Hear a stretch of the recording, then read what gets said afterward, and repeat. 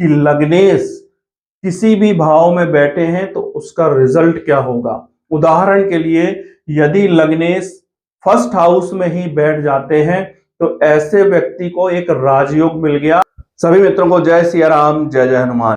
अपने पिछले वीडियो में मैंने आपको बताया था कि लग्न का जो लॉर्ड है वो जिस हाउस में बैठेगा वहां से आपका सारा अस्तित्व जुड़ जाता है, वहां से आपका पूरा जीवन जुड़ जाता है। और मैंने एक एग्जाम्पल भी दिया था जो फर्स्ट हाउस का था कि यदि आपके लग्न का लॉर्ड लग्न में ही बैठा हो तो क्या होगा।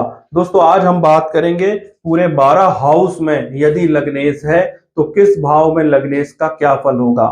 अब मैंने आपको पिछले वीडियो में यह भी बताया था कि लग्नेश किस तरह से देखा जाता है। तो फर्स्ट हाउस में जो भी राशि आई हुई है 1 नंबर से लेके 12 नंबर तक की कोई भी राशि आपके लग्न में यानी फर्स्ट हाउस में आ सकती है।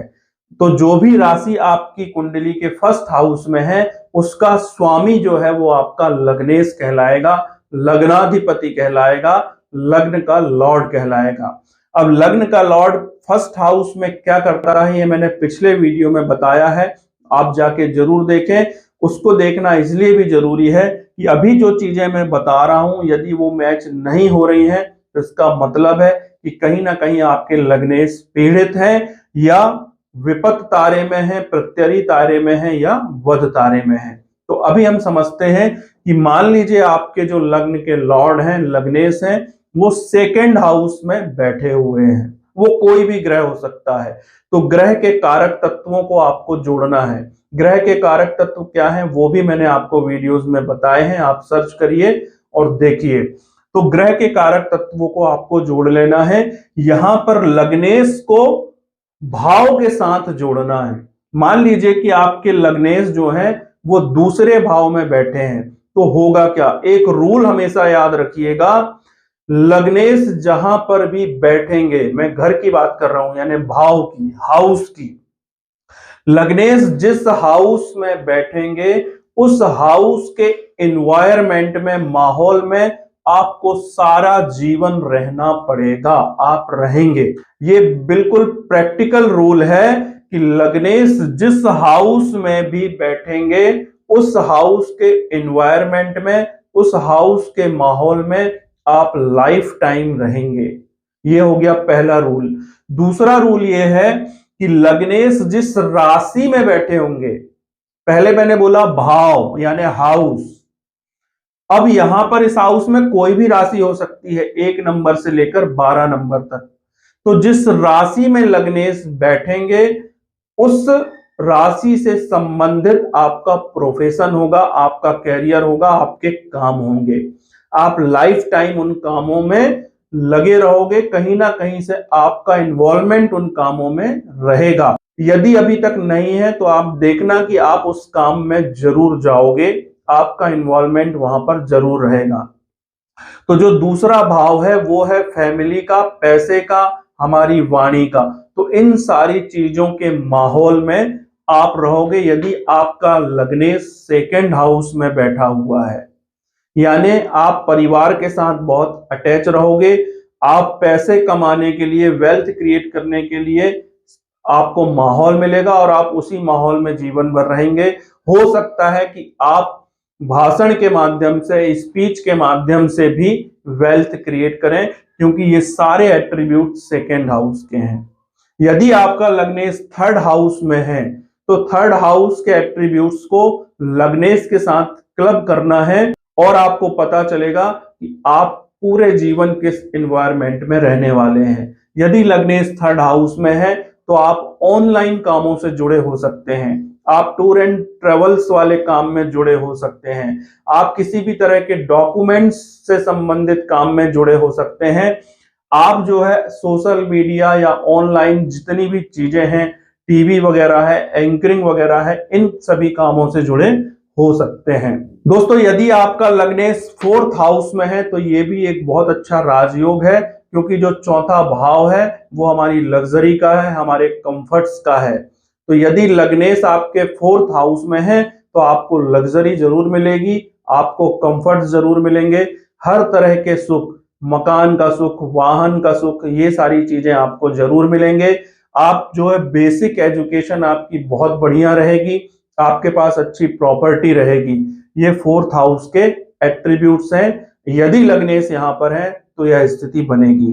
यदि आपके लग्नेश पंचम भाव में बैठे हैं, फिफ्थ हाउस में बैठे हैं, तो आप एक बहुत अच्छे सॉल्यूशन प्रोवाइडर हो सकते हैं, या आप स्पोर्ट्समैन हो सकते हैं। स्पोर्ट्स से जुड़े हुए व्यापार जो भी हैं उनमें आप शामिल हो सकते हैं। आप बहुत अच्छे डॉक्टर हो सकते हैं, बहुत अच्छे वकील हो सकते हैं, बहुत अच्छे कंसल्टेंट हो सकते हैं, क्योंकि ये जो हाउस है वो सॉल्यूशन प्रोवाइडिंग का है। तो लग्नेश यदि पांचवें भाव में है तो आप कहीं ना कहीं इन चीजों से जरूर जुड़े होंगे। यदि आपके लग्नेश सिक्स्थ हाउस में बैठे हुए हैं तो रोग, ऋण और शत्रु, इन चीजों से आप सदैव घिरे रहेंगे। आप बार बार बीमार पड़ेंगे, आपकी बार बार लोगों से दुश्मनी होगी। कारण चाहे कुछ भी बने, ग्रह अपना काम जरूर करेंगे, आपकी कुंडली काम जरूर करेगी। आपको रोग होंगे, ऋण यानी आपके ऊपर कर्जा हमेशा बना रह सकता है। कर्जा बड़ा भी हो सकता है, कर्जा छोटा भी हो सकता है, और आपकी बार बार लोगों से दुश्मनी होगी। आप कोर्ट कचहरी के मामलों में बहुत ज्यादा इन्वॉल्व हो सकते हैं। इसी तरह से यदि आपका लग्न का लॉर्ड सेवंथ हाउस में है, कहीं ना कहीं आप पार्टनरशिप से अटैच होंगे। आप स्वतंत्र व्यवसायी हो सकते हैं, क्योंकि ये प्रोफेशन का हाउस है, ऐसा प्रोफेशन जिसमें डेली इनकम आती है, तो इस तरह के काम से जुड़े हुए हो सकते हैं। ये लाइफ पार्टनर का बॉक्स है, मैरिज बॉक्स है, तो कहीं ना कहीं आप लाइफ पार्टनर के साथ आपका जो तालमेल है वो भी बहुत अच्छा रहेगा, यदि आपके लग्नेश सातवें हाउस में है।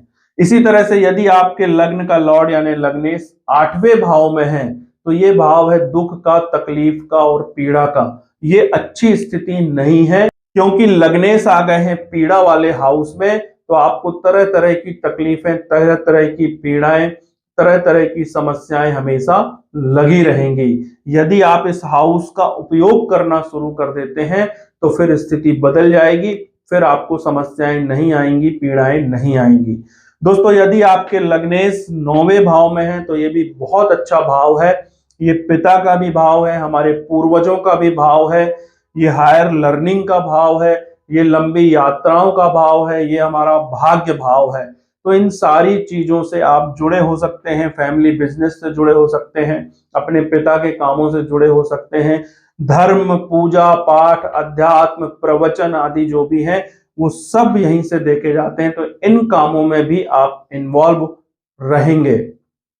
इसके बाद बात करते हैं, यदि आपके लग्नेश 10वें भाव में है तो ये कर्म का भाव है। ऐसा जातक अपने घर परिवार से भी ज्यादा महत्व देगा अपने ऑफिस को या अपने बिजनेस को। उसका सबसे ज्यादा जो इन्वॉल्वमेंट है वो अपने कर्म से रहेगा, अपने प्रोफेशन से रहेगा।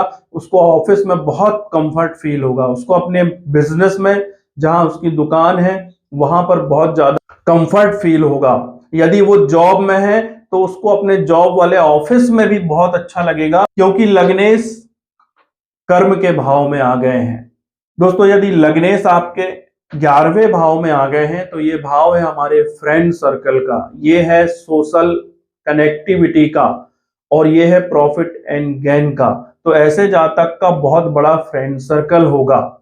ऐसे जातक को प्रॉफिट और गेन बहुत आसानी से होंगे और हमेशा होते रहेंगे। इसी तरह से यदि हम बात करते हैं 12वें भाव की, 12th हाउस की, यदि आपके लग्नेश 12वें भाव में बैठे हुए हैं तो ये भी एक अच्छी स्थिति नहीं है, क्योंकि ये व्यय का भाव है। तो सबसे पहले हेल्थ का व्यय, क्योंकि लग्नेश जो है वो हेल्थ के भी कारक हैं, अच्छे स्वास्थ्य के कारक हैं। अगर वो व्यय भाव में बैठे हैं तो कहीं ना कहीं जातक का स्वास्थ्य खराब रह सकता है, उसको अचानक बहुत सारे नुकसान हो सकते हैं, क्योंकि ये नुकसान का भी भाव है। ये विदेश यात्रा का भी भाव है, विदेश में सेटल होने का भाव है। लेकिन विदेश यात्रा को केवल 12वें हाउस से देखकर हम नहीं कह सकते हैं, उसके लिए 4th हाउस भी देखना पड़ता है। कुल मिलाकर आपको ये देखना है कि जो आपके फर्स्ट हाउस के स्वामी हैं, जिनको हम लग्नेश बोलते हैं, लग्नाधिपति बोलते हैं, या लग्न के लॉर्ड बोलते हैं, वो जिस हाउस में भी बैठे हैं उस हाउस के एट्रीब्यूट से आप लाइफ टाइम जुड़े रहेंगे। उस एनवायरनमेंट से बाहर आप जा नहीं सकते हैं। आपको कैसे भी हो उस एनवायरनमेंट में रहना ही पड़ेगा। और जिस राशि में है उस राशि से संबंधित काम आप जरूर करेंगे, वो काम ऑटोमेटिकली आपके जीवन में शामिल हो जाएगा। इसको अपनी कुंडली में आजमा कर देखिए, दूसरे लोगों की कुंडली में आजमा कर देखिए, आपको 100% प्रैक्टिकल रिजल्ट मिलेंगे। तो दोस्तों अभी हमने बात की लग्नेश की, इसी तरह से आप हर भाव को प्रिडिक्ट कर सकते हैं, हर भाव को रिसर्च कर सकते हैं, अपनी कुंडली का भी एनालिसिस बहुत अच्छी तरह से कर सकते हैं। दूसरा भाव जो है वो वेल्थ का भाव है, पैसे का भाव है, फैमिली का भाव है, हमारी वाणी का भाव है। तो दूसरे भाव के स्वामी कहां पर बैठे हुए हैं, वहां से आपकी वेल्थ जुड़ गई, वहां से आपकी फैमिली जुड़ गई, वहां से आपकी वाणी जुड़ गई। तीसरे भाव को भी आप देख सकते हैं।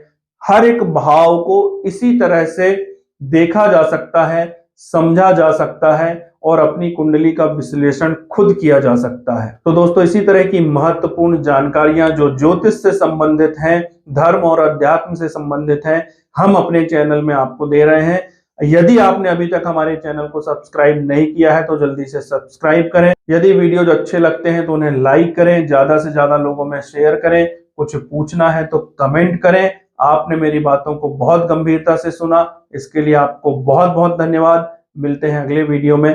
नमस्कार।